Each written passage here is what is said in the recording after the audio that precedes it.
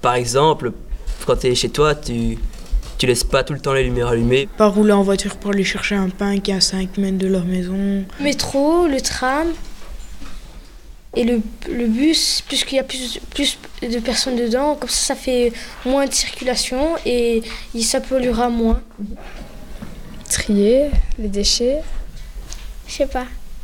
Énergie renouvelable. Comme les éoliennes qui prennent le vent pour faire de l'électricité. Les panneaux photovoltaïques. À l'image de l'ensemble des régions du monde, le cœur du Hainaut est confronté à d'importants défis climatiques et énergétiques.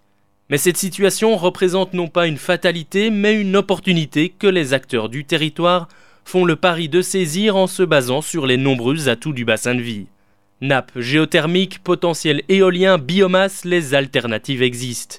Les objectifs de réduction des émissions de CO2 et d'autonomisation énergétique représentent également un potentiel de développement pour les métiers verts liés notamment à la construction. Le défi énergétique est donc de taille, mais les acteurs du territoire font le pari de le relever.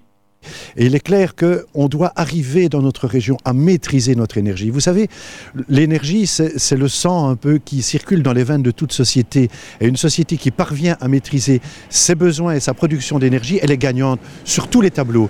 Et je crois que les gens en sont tout à fait conscients. Et moi, je pense que c'est un superbe défi et que c'est un défi qu'on est tout à fait capable de relever. Et le tout, c'est de s'y mettre. Nous avons des jeunes qui en veulent, nous avons des institutions universitaires, des écoles, et nous avons un cadre de vie qui est finalement, quand on réfléchit bien, superbe. Mais vous savez, notre bassin de vie, la vallée de la Haine, est une vallée quand même très riche à différents niveaux. Hein. Elle est habitée par les êtres humains depuis bien longtemps. Elle a d'énormes potentialités. Vous avez cité la géothermie, mais il y a aussi des microclimats, il y a aussi l'éolien, il y a aussi le solaire.